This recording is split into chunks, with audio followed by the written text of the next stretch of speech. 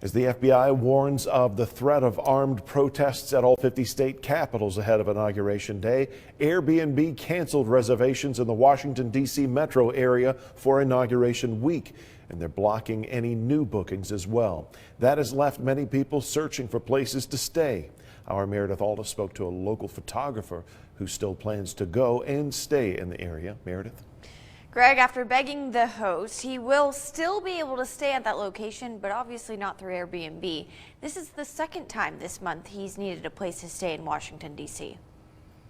It's hard to recall everything that was going on because it's just so much was happening at one time. Shelton Brown says he was in Washington, D.C. at the protests that turned into violence on January 6th. He says he found out about the protests on social media and wanted to go to challenge himself as a photographer, so he booked a flight in an Airbnb.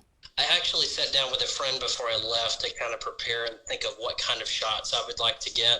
He says that plan was destroyed when he showed up.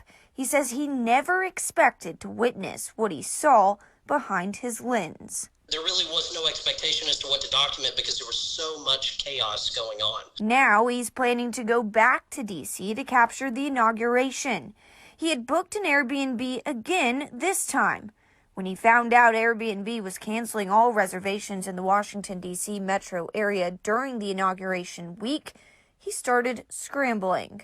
So I'm immediately panicking because it's not cheap going to D.C. at this close to the inauguration. Hotel prices are going up, and on top of booking a flight to D.C., it's not cheap. He says he was in a bind. We had no idea that this was going to happen.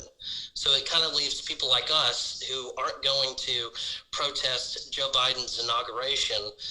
You kind of you hamstring people when you do that. He says at the same time, he understands why the decision was made and hopes hotels will investigate their visitors. It's unquestionable. You got to take this seriously. He got a break and is able to stay at the host's house after he verified who he was. Brown says he learned a lot from January 6th, and when he goes back to D.C. for the inauguration, he will not be alone this time, and he plans to take a bulletproof vest just in case. Reporting live in the studio, Meredith Aldis, Channel 3 Eyewitness News.